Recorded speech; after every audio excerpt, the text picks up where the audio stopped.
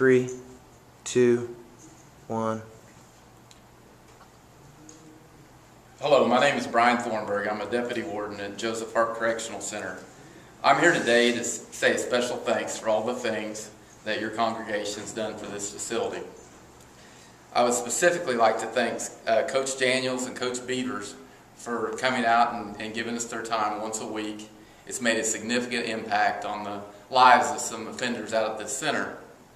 We'd also like to thank for the shoes, which allowed the short-term offenders to get out on our gym floor. The band has come out to this facility on at least 3 occasions, and it's helped very much with the feeling and the environment here at the facility. We've got mentoring programs, as well as we just handed out some seasonal Christmas packages. Combined with the tent revivals, we've made a significant impact on the environment at this facility. These offenders we have at the facility are here for a period of time, and eventually a large number of them do go home. Our intent is when they go home that they're in better shape when they leave than when they came to the facility. Based on the things that your congregation has done, we believe that's happening. What do you got, Chapel? Is that good? Well, I feel bad because it means enough to me to come up here, and I'm not a person that wants to get on camera or anything. I'm not sure I've conveyed it, or that we've conveyed enough how much we do appreciate. Let's just keep going. Go back up and try it again, and then I'll try it again. I'm not sure. I mean, they may not want to do that. There may not be enough, they may not have the time or... Well, I'll tell you what. I'll just do this. Just forget that the cameras are running, and you guys talk about it.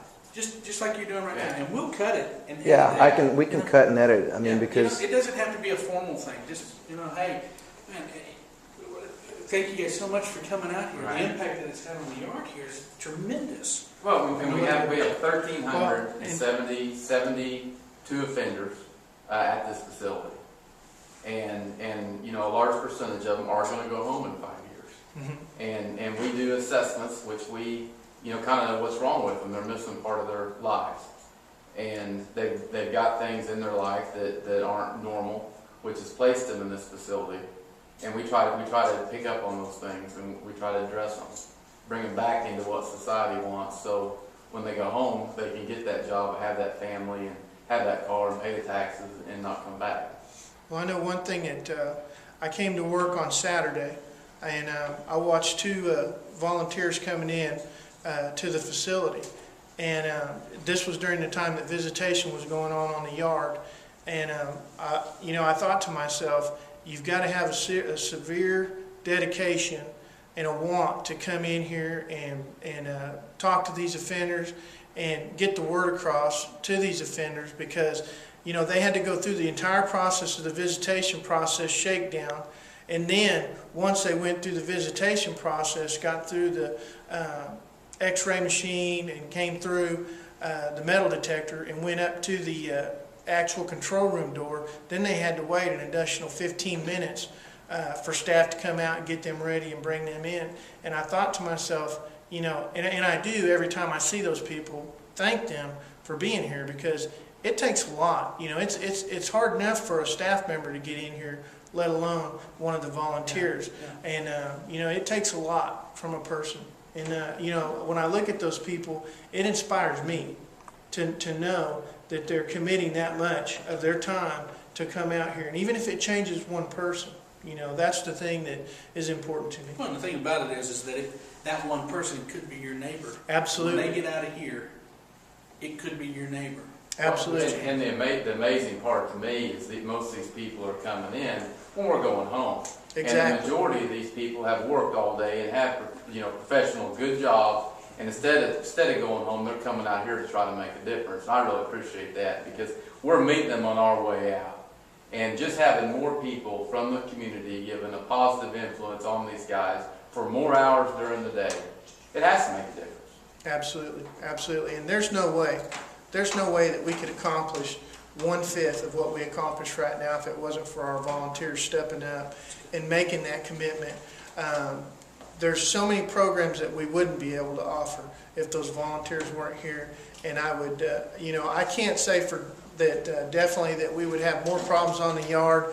But I can say that from my experiences in this field for the last 21 years, that, you know, we would definitely face greater problems if the volunteers weren't out here to offer those services to these offenders at night and give them a place to go. A lot of these offenders, you know, it's their refuge. It's where they come for sanctuary, and it gives them an opportunity to share fellowship with other offenders as well as people from the outside, and to communicate with these people. And it gives them a sense of,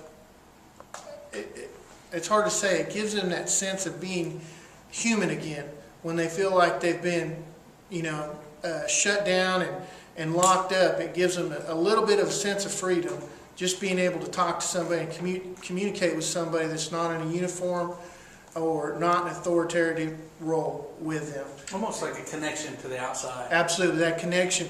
And you know, it's amazing, and it gives them a hope and a chance to want to do right, and that hope and chance that they can do better when they get out of the facility. It just does great things. I'd like to specifically make reference to the basketball coaches coming out. A very wise individual told me we were having trouble with some younger folks. A lot of people don't know this, but we have inmates here as young as 15, 16 years old. They've been adjudicated as an adult. They're doing time here at Joseph Harp. A very wise individual told me, "Deputy, what's wrong with those kids is they're not tired. You've got them locked up all day. There's not much they can do. They're bored and they're tired, and you need to run it out of them." And we have them in programs during the day. We've got counselors dealing with them. We're talking to them about substance abuse, but we made a couple hours, a couple times a week to get them in the gym and run them up and down the court. And volunteers from the church came in and made that happen, got some teamwork in there. And after we started doing that, you know, I can say that we saw a reduction in incidents that were happening, you know, on that unit. And with those younger offenders, and that helped us immensely. It helped us as far as our safety, helped us with our officers. It helped us with being able to send them home in better shape, you know, than they were when they came. I guess another thing that I want to say, that a point that I want to bring out, is that a lot of these offenders have a lot of good qualities that they possess. And a lot of them, it seems like the volunteers coming in and offering their time, it gives them somebody to show that they have those qualities. And, you know, the volunteers challenge them to be better people. And it's amazing to see the change in some of these offenders that I've seen for the last 20 years. I've seen some offenders that I wouldn't have much hope for to ever hit the streets come to this facility, wind up getting into some of the religious groups and changing their lives. And it just amazes me at the changes that can happen.